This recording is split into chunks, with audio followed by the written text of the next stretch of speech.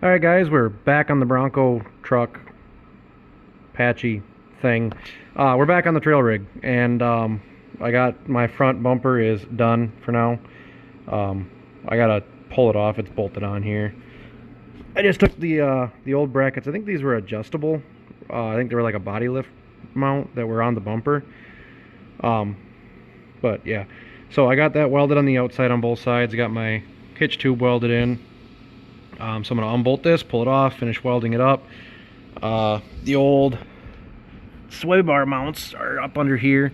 I'm going to run a piece of angle iron off of that to brace it up a little bit more so it can't twist and stuff on these long slots that would probably pull out pretty easy. So we'll brace that up a little more, and then that'll be the front done for now. If it earns its keep, we'll probably build out the rest of the bumper some other day, but for right now, this will do fine for the front. Next thing I'm probably going to do is sort the back out, and then we'll get to swapping the transfer case and buttoning up some other small stuff. So yeah, stay tuned for that. Alright, so we're on to the back now. This is what I come up with. I got the old bumper off, cleaned everything up, and I found this old hitch receiver in my shed. So I decided I'm going to use this. I've got it flipped upside down because I want it up high. I don't want to get hung up on nothing back here. So the plan is I'm going to weld this in, then I've got some gussets, some big gussets like 1/4 inch thick that I will put here then, and that'll connect it back up to here. I can weld all that in, that'll cover that up and tie all this back together. Then I'm going to make some pads to weld onto here. I might even have it curl down here, I'm not sure yet. I'm going to weld some pads on here, and then once all that's done, I'm going to build a little cage thing. I've got some tubing. I'm going to build a hoop that comes up, over, and down on that side. Same thing back here. Sorry, I don't know if the sun is screwing with you here, but basically it'll come up like that, over the tank and back down. I'm going to do that on both sides. Connect them on the top of the tank. That'll protect the tank and give me a spot to mount the spare tire. It can mount flat right on top of the tank. So yeah, let's get after that. There we go. Got that all welded in. And because of ADD, we're going to go back to the front and pull the front bumper off and weld that up. And then once the front bumper is welded up, we'll probably bounce back here. Actually, you know what? Once the front bumper is done, I think we'll work on the transfer case because that's more important. I want to make sure there's no issues there with the transfer case and the cable shifting dealio. So yeah, front bumper. Then we'll work on the transfer case and make it shift. And then we'll come back here and do the little gas tank cage spare tire mount thing. Yeah, okay, that's the plan. Probably not going to follow it, but whatever. Onward. Alright, so we got Patchy back up on the lift. I had to replace the front brake calipers because the ones that were on it, they would move, but they would get stuck and then lock the wheel up. So replaced those. They were cheap enough. Ended up doing the rear wheel cylinders too right away because I found some on the shelf here that I had from long ago. So we just did that. Everything in the brakes is brand new now. Moving on to the transfer case. There's the old one with the electronic shift. Here's our new one. This is just a manual shift one out of like an 83, I think. Whatever the mule was. I know this one's good. It wasn't really abused that hard.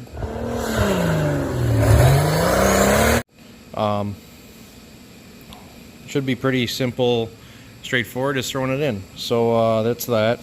Then I also picked up a shift cable and bracket out of a 90s F-150 that had the E4OD in it. This has got an AOD in it, so there's going to be some adapting there. And then I got a center console shifter out of a Ford Escort. So yeah, let's see if we can cobble all of this together and make one functioning trail rig. What else I got going on under here? I got some ATV setting up a little bit. I got to get the slip. It's stuck on the front drive shaft, so I gotta get that loose. I gotta finish welding up my exhaust. I gotta get all the bottoms done. While we got the welder drug out, I am going to pull the diff cover off and weld up the rear end so the rear end's locked up. And yeah, then we should be getting close to party time. So let's get this taken care of. Alright, so I got the other transfer case slung up here. I just got those barely snug with a wrench so the RTV can set up and kind of form an actual gasket rather than just pushing everything out the side. So I'll let that set up probably till tomorrow, and then I'll snug those bolts down as long as I remember. But if it'll focus, these two bungs right here, the front one is for the four-wheel drive shift lever. The back one has a bracket bolted to it for the vent tube, but the bracket like has a hook that goes into this front hole. So you remove that, and then this front hole is going to be full of dirt dauberness and corrosion and grossness. So don't just go running the bolt in there, because you'll be likely to either snap the bolt off, or more than likely you'll break this housing here. So what I did is I took the bolt right here that came out of the back hole. Focus, maybe. That came out of that hole, and I ground 2 notches in it. You can't see right now because it's doing its job. I ground 2 notches in it on either side because I don't have a tap this big, and then sprayed the front hole with PB Blaster. Took a pick tool, picked as much as I could out, sprayed it again, and now you can see all that crud that's taking the shape of the forms, or taking the form of the threads. You got to give that somewhere to go, so that's why you cut those notches in there. And I can run this in and out a whole bunch of times, get everything all clean.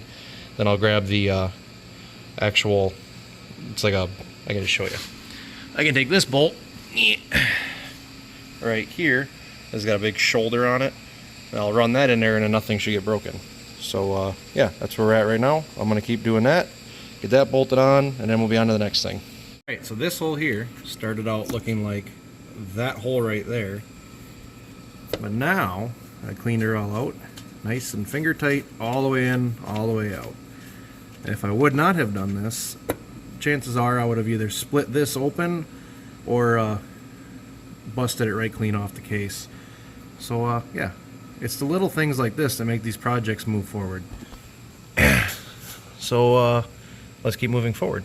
Transfer case is 100% installed besides the front drive shaft, because I'm gonna monkey with the shifty stuff here, and I wanted the drive shaft out of the way, and I gotta make the slip thing work in it yet anyway, so I can just stay on hold for right now. But the four-wheel drive stuff's all hooked up, that all works the way it's supposed to.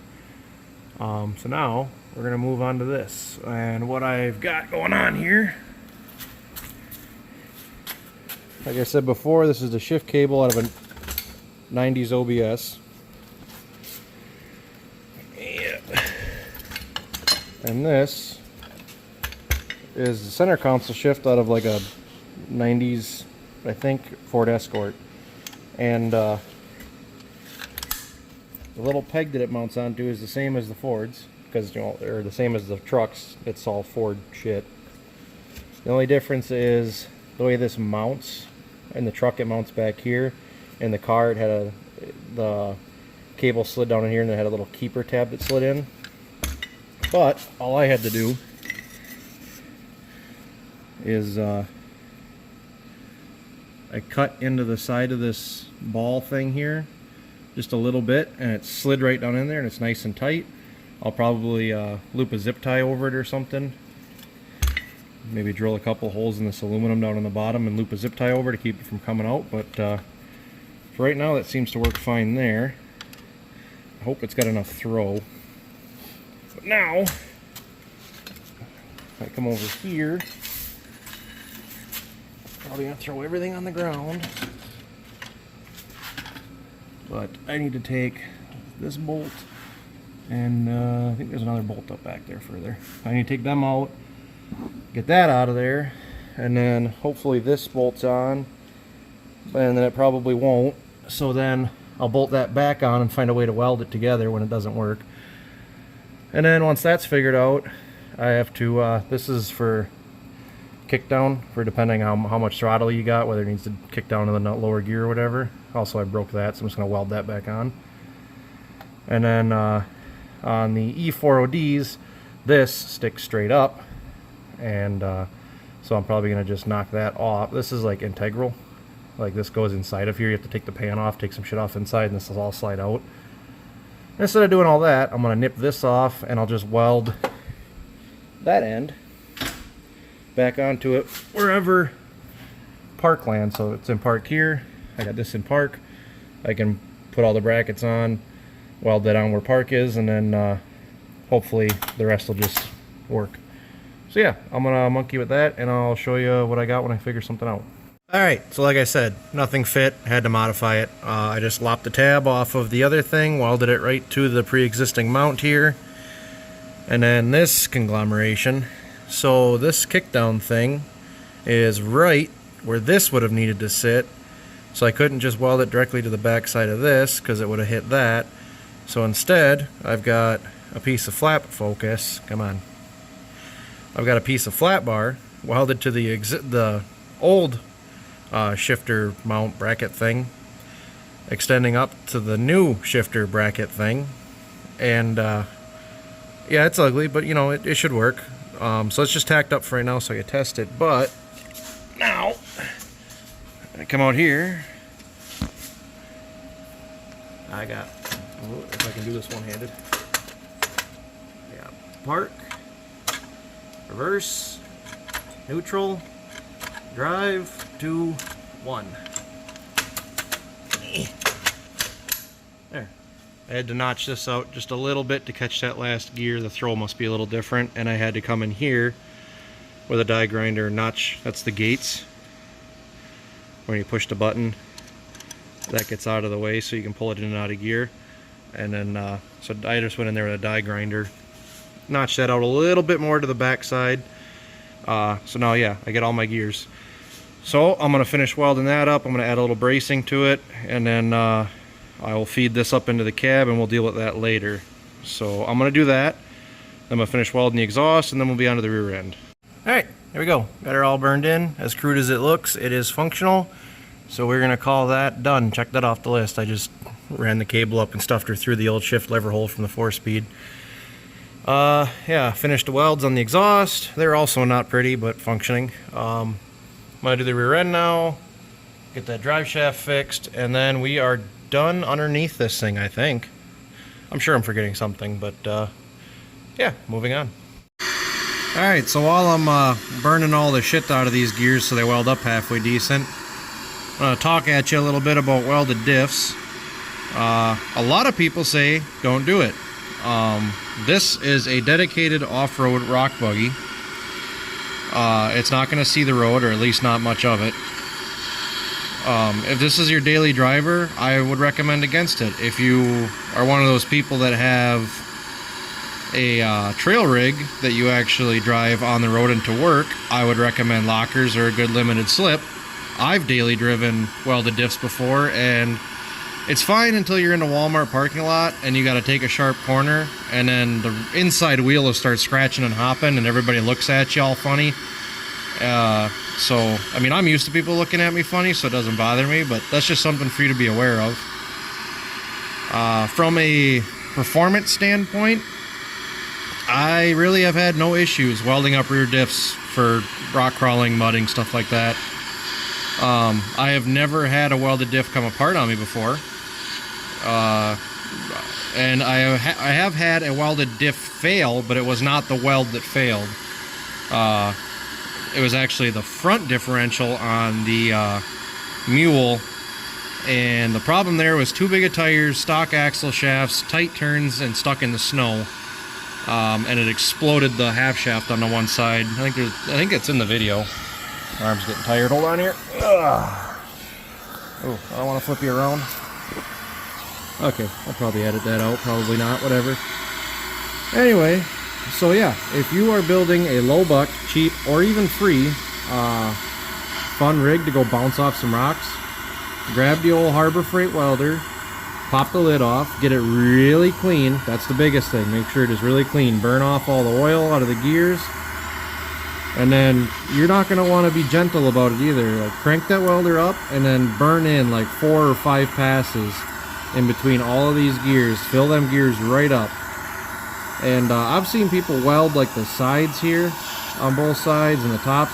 This is cast. If you're not really careful, this is just going to crack. I don't see the reason in welding that. So just weld these spider gears up super well. And then worst case scenario, you can pull your axle shafts out still, pull the center pin, and actually you might have to pull the carrier to get it out. But you can roll these out of here then, and you can get a rebuild kit with a limited slip if you want and get new spider gears, and you don't have to get a whole new axle. Some people put a plate in the middle here and they weld that plate in.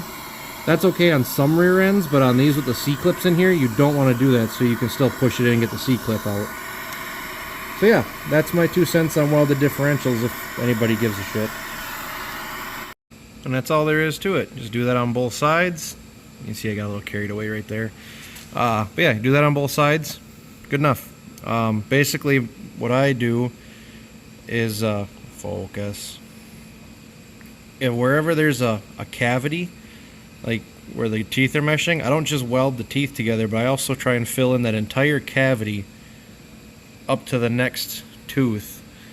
So that way there's a good slug of weld in there. You know, you're not just relying on one little 1/4 inch bead or whatever. And if that chips off of there, then the whole thing comes apart. Whereas this, there's a lot more surface area that is sharing the load. So like I said, I've never had one break. I've been pretty abusive on them. So yeah, I guess if you want my advice, take it. If not, there it is. Make sure you clean all that slag out of there too, all them BBs and whatnot, because that'll get up into your bowl and pinion gear, and that'll wreak havoc on everything. So yeah, make sure you clean that out of there. But yeah, there, that's done. Gonna clean this up, put the lid back on, and we are done underneath the Bronco. Diff cover's back on, same story as transfer case. Everything's just kind of like finger tight and then a little snug past that. I'm gonna let the gaskets harden up, and then tomorrow we'll finish all that up. I cut the rear sway bar off because we don't need that where we're going. We want that articulations. And I got the fill plug out. Ugh. Which I was impressed. You can see how crusty that is, focus. So I pounded that in there with a hammer, and that amazingly came out. So yeah, tomorrow I'll tighten the bolts up on everything, fill that up, check the fluids on the transfer case, put tires back on it, get it on the ground. Then once it's on the ground, we can button up the top side. So yeah, I'm gonna call that a night for tonight. I'll see you tomorrow. Alright, so Apache's back on the ground. Today we are going to get this mounted. Thinking I'm just gonna mount it somehow, some way like that. And then I'll maybe take a license plate and notch out and screw a license plate down or something to cover that hole. Because it gets kind of warm in these rigs out there in the sun when you're wheeling. And yeah, I gotta tidy that up a little bit and actually mount the push button. But yeah, let's get going after this. Alright, so I got this all installated. I just used a piece of square tube and some self-tappers up front. Then I bent this piece up for the back here. Pretty simple, straightforward, just good and stout. Works the way it's supposed to. Covered up the old shifter hole with a license plate. Was able to put the old boot back on for the 4-wheel drive. That is the interior done besides this. So yeah, I'll mount that. Yeah, I will mount that later. So now I'm working back here. Ignore that. Now I'm working back here, building a little spare tire rack back here. Yeah, so I got these pretty well figured out how I wanted. Now I need to cope these straight pipes to go in between here, and I'm going to show you how you do that with a chop saw. First, I don't know if you can see that, but you want to draw a line the full length of your pipe on both sides 180 degrees from each other. I just able to just use these holes to dictate 180 from itself, but otherwise you can get those circle square things. They're a combination square, and it's got a triangle on it that slides on it, and you can use that to go straight across the circle. They're super cheap at Harbor Freight. But anyway, what I did was I came over to my door track here, lined that up there, lined it up with the holes, and then just mark straight down, flip it around to the other side. Now you're going to want to take your chop saw, set it to about 34 degrees, anywhere between 30 and 40 will really work, but around 34 works pretty good. We're going to set that up in there so that that's perfectly straight up and down, and then just nip the end off, I'll do that because I don't have enough hands to do this all at once. But I'll nip the first cut and then show you what we got going on from there. Right, so you can see that's our first cut. Obviously, the more time you spend lining stuff up, the better it's going to be. Now we're going to flip it over, put it back in, line it back up with our line, and we're going to make our second cut. Now we got both cuts made, and you turn it sideways, and there you go. You got a nice saddle. And then you can, from there, take a flapper disc or a hardstone or whatever, and grind it a little bit till it fits pretty decent. Obviously, we got to take her down a little bit on the corners, but I think that'll work out all right. So I'm gonna clean that up till it fits the pipe decent, and then we will measure out, and I'll show you how to measure to get the cope for the other side. All right, math time. I failed this course like 3 years in a row in high school, so bear with me. The most accurate way you're gonna measure pipe is gonna be from center to center. So we measure from center of that tube to center of this tube, comes out to 34 inches even. Now, we want the inside to inside measurement, which if you ever tried to measure inside to inside on tube, you know it's hard with a tape measure, you gotta kind of eyeball it, whatever. So anyway, center to center is 34. The inside measurement we're gonna get by subtracting one width of the pipe, or thickness, you know, the thickness of the pipe. We're gonna take that measurement, we're gonna subtract it from our center to center. This is inch 3/4 outside to outside. So we subtract one thickness of the pipe from our center to center, and because you have half the pipe on either side to get to center to the inside, so we're going to subtract one whole width because we're doing two halves. You know, if you're still following along, congratulations. So we're going to subtract that. We get 32.25, 32 1/4. So now we need our throat depth. So from the bottom of our throat here to our point here is 1/2 inch. And because this bottom point here is going to equal our inside distance when we're done cutting it. The reason you need from here to here is because we need to cut this pipe down to its overall length first before cutting the cope. So this is a 1/2 inch. We're going to have two copes, so you need to double that measurement, so 1 inch. So we are going to add 1 inch back to this measurement, so we'll have 33 1/4. That's what we're going to cut our pipe to. Then after the pipe's cut, then we can cope this side, and it should fit right in there. So we're going to see if this works or if I'm full of shit. So bear with me. There you have it. A couple nice fitting fish mouths. Obviously, the more time you spend cleaning those up to match the pipe. These are also two different diameter pipes, which doesn't help, but they're close enough that this still worked. Also, this is only for T-joints. If you got to have an angle on something, there's a lot more math involved. I personally like just using print-out coping guides, or you can buy a coping saw. Harbor Freight sells them. You put the sawzall or the whole saw in them, set your angle, and buzz it through. But this works in a pinch. It'll be good enough for what we're building here. I'm going to make one more of these, and then figure out where I want to space them and finish welding all this together. There we go. Got her all welded up. I added this piece onto here. Added that top plate onto there. The reason I used the rustiest piece of metal that I own is because it was already the right length. So I just cleaned the ends up, threw it up there, and welded it. Now I'm going to mount up my spare tire and get that thrown up here so I can figure out where to put a threaded rod or a bolt or something, and we can make a big wing nut to hold that down. And I need to figure out my filler neck. I think I'm going to just shorten everything up so that the filler neck rests like right here. I'll make some tabs that come off, and life should be grand. So yeah, let's get after it. Alright, there we go. Spare tire's mounted. All I did was weld a bolt to that plate, like I said, and then I had some laser cutoffs that they were throwing away at work, and had some old bolts here and a nut. Just kind of welded it all together. And it works as a big wing nut, and that ain't going nowhere. So yeah, there's a few tiny little things, boring stuff to button up. I'm going to finish that up throughout the week after work this week. The next time you guys see this thing, we'll be bouncing it off some rocks at Apple Valley. So I'll see you there.